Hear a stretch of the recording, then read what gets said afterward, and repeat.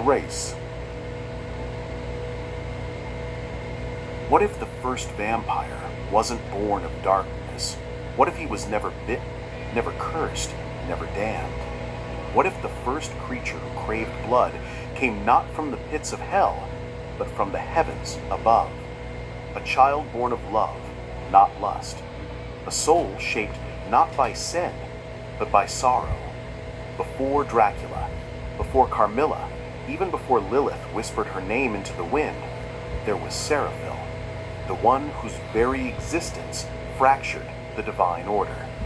Not a man, not an angel, not a beast, but something in between.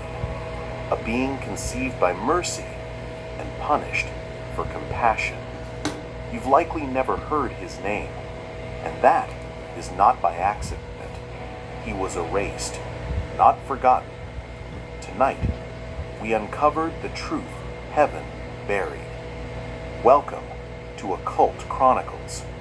Long before our stories found paper, long before scripture was inked or temples raised, there were the Watchers, angels, not sent to judge nor to save, but merely to observe. They were called Grigori, stationed at the edge of the mortal world, silent, unseen, the immortal sentinels in service of divine distance. Among them stood one, Azel. His wings, once radiant with celestial fire, cast no shadow. His gaze held the solemnity of stars, and like the others, he had sworn an eternal oath, to watch but never feel, to witness but never intervene. But that oath, like all walls built by divinity, was not impenetrable.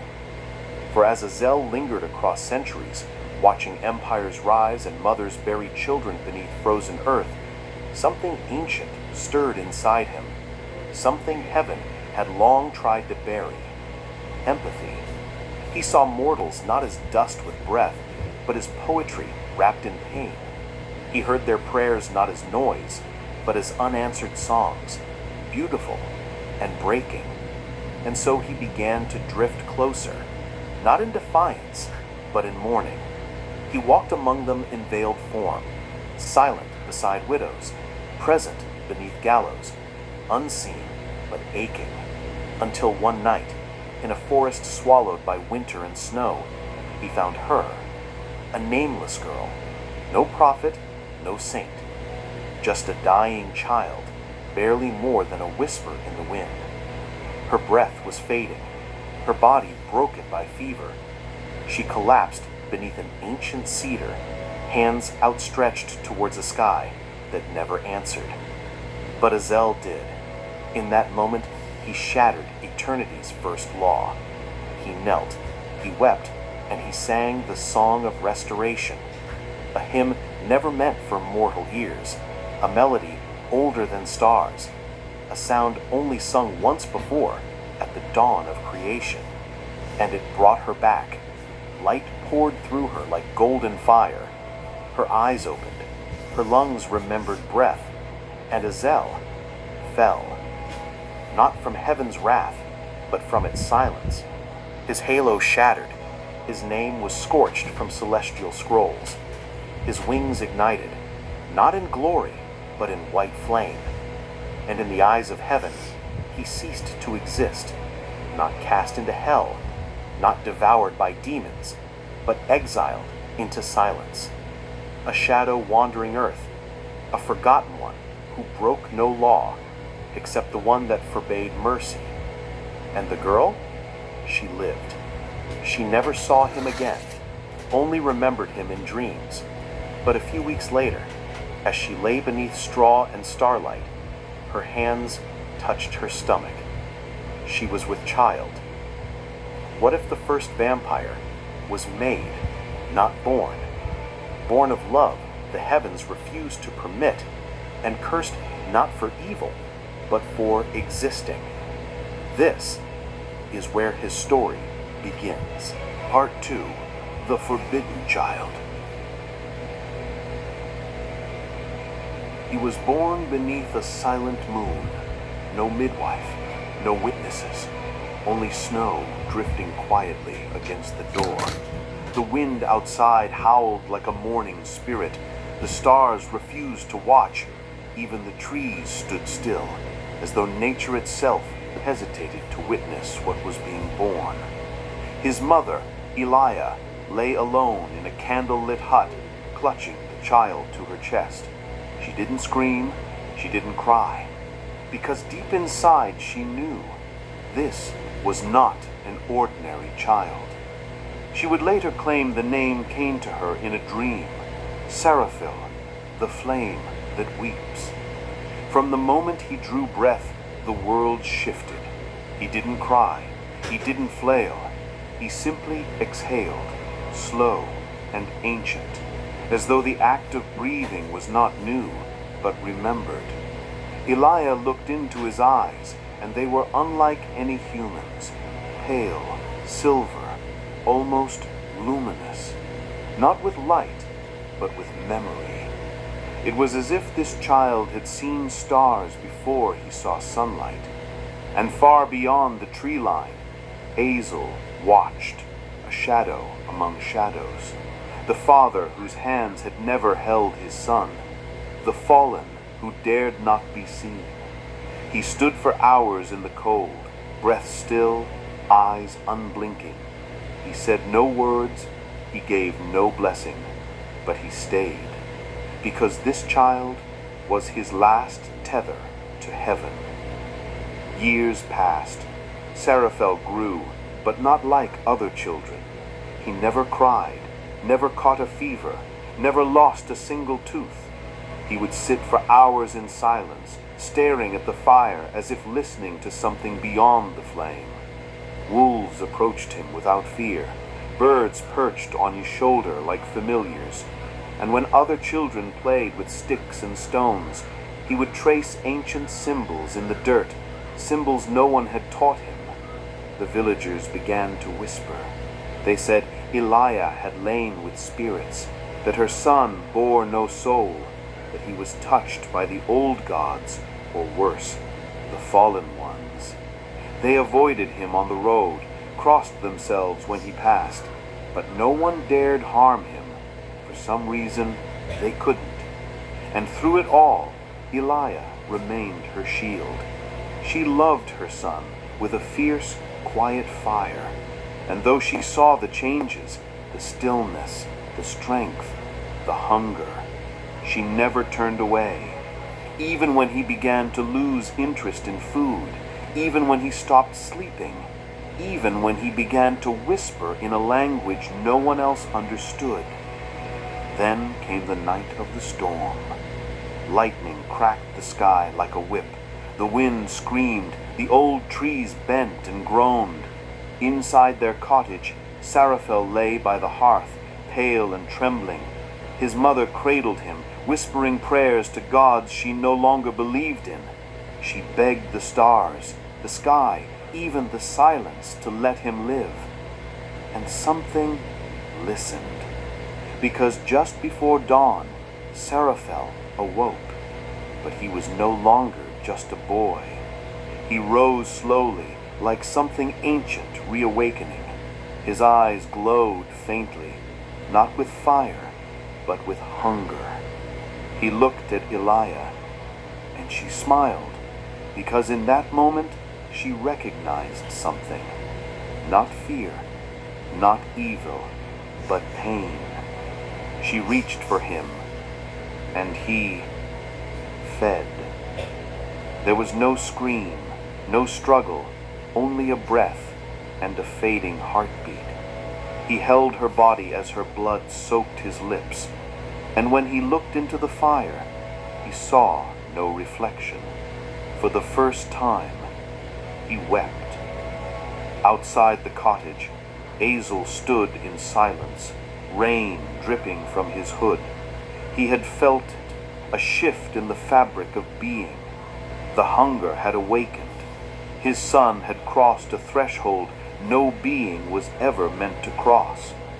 He wasn't man, he wasn't angel, he wasn't demon. He was the first of his kind, a creature born not of sin, but of mercy punished. And the heavens had begun to stir. Part 3. Hunger without sin. The cottage stood quiet, a cradle of sorrow wrapped in ash and silence. Inside, Seraphil knelt beside his mother's body, blood still fresh on his lips. He didn't move, didn't breathe. He simply listened to the stillness, to the guilt, to the strange rhythm now echoing through his veins. Outside, the storm had passed, but inside him, another storm was just beginning. The hunger was no longer a whisper. It was a need, a drumbeat beneath his skin, pounding louder with every second. But Seraphil did not give in. He wandered, alone, into the forest, barefoot, covered in grief. He did not feed. He did not speak.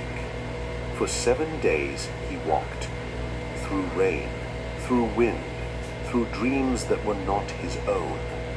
He could feel the life in everything now, the sap rising in trees, the blood surging in birds, the fragile fire within every sleeping fox and frightened deer. He could taste them without touching, but he refused. He remembered his mother's lullabies, the warmth of her voice, the way her hand once brushed his brow, and that memory kept him from becoming something he feared for a time. On the 8th day, his body failed him. Near the ruins of a forgotten temple, carved with symbols no one remembered, he collapsed.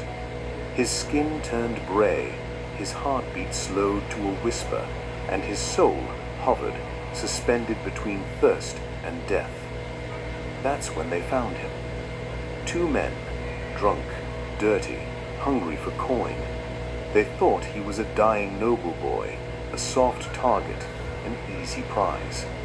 They laughed, drew blades, and then they made the mistake of reaching for him. What happened next would echo for centuries. Seraphil's eyes opened, slow, glowing with a light that was not of this world. He stood, effortless, silent. He did not speak. He did not threaten. He moved, and the first man was airborne before he could scream. The second ran, but Seraphil was already behind him, a whisper at his ear. "You're alive. I feel it in your veins. I'm sorry." And then he fed. Not with fury, not with pleasure, but with grief. When it was over, he knelt in the blood. His hands shook, his eyes welled, because this time he had not known them. He had not loved them, yet he had taken their lives because the hunger demanded it. That night, Seraphil made a vow. "I will not become what they fear." But vows mean little to a thirst written into your bones. As the days passed, he roamed deeper into wilderness. He drank only when the hunger left him no choice, and even then he chose those who brought pain. Murderers, torturers, those whose blood, perhaps, could be seen as a dark offering. He avoided children, blessed places, reflected glass. He was not evil, but he was no longer innocent, and the world could feel it. Dogs snarled at him from a distance. Infants cried when he passed. The soil beneath his feet grew cold. Fires dimmed, and those who made eye contact with him often forgot why they were afraid, but carried that fear with them for life. He was becoming a legend before he understood what a legend was. The Pale One, the sleepless sun, the flame that hungers. But Seraphil didn't care for names. He only cared for silence and for answers. The heavens remained still. Azel, his father, had vanished like mist, and Seraphil, now exiled even from memory, began to understand he was not part of the world of men, and yet not of angels either. He walked between, alone, afraid, not of death, for that would be mercy, but of forgetting what it meant to feel. Because every time he fed, a piece of him slipped further away, and that was the real curse. What if monsters weren't born from malice, but from mourning? Part 4, The Crimson Prophecy. There are nights when the world holds its breath, not because of war or fire or famine, but because something shifts. A silence too perfect, a wind that carries no scent, a moon that turns the color of blood. One such night came in the third age of Seraphil's exile. No stars dared to shine, wells turned black, statues wept salt, and the sky bled. Far to the south, in the cliffs of ancient Samaria, an oracle who had not spoken in 30 years awoke screaming. Her voice shattered stained glass, and with trembling hands she carved words into stone with her fingers. It was not a warning, it was a name, Seraphil, and beneath it a prophecy that made even the watchers shudder. When the blood of the first drinks the light of the child unborn, he shall see not the end of his curse, but its purpose. From his line will come one who shall walk into heaven with blood on his hands, and be neither judged nor stopped. And in that day the gates will open. The thrones of heaven read in silence. They did not rage. They did not send fire. They did something far more terrifying. They waited, because the prophecy spoke not of destruction, but of redemption. A child born of forbidden blood might one day re-enter the realm that cast them out, unpunished, unstoppable, uninvited, and yet permitted. Seraphil felt it too. The night the moon turned crimson, he stood on a ridge beneath the stars, cloaked in night, silent as stone. And for the first time in centuries, he felt not alone. Something stirred within him, not hunger, not grief, recognition. Others had been born, not pure like him, but connected, echoes of his curse rippling through time. They were not his children, not by body, but they bore his imprint. Men who fed on blood, yet wept for those they took. Women who walked in shadow, yet feared the sun not for its burn, but for what it revealed. Children with eyes that reflected nothing. The curse had fragmented, diluted, warped by fear and desperation. Some of them sought him in dreams, others worshipped him in secret, not as a god, but as a first. The weeping flame, the hunger that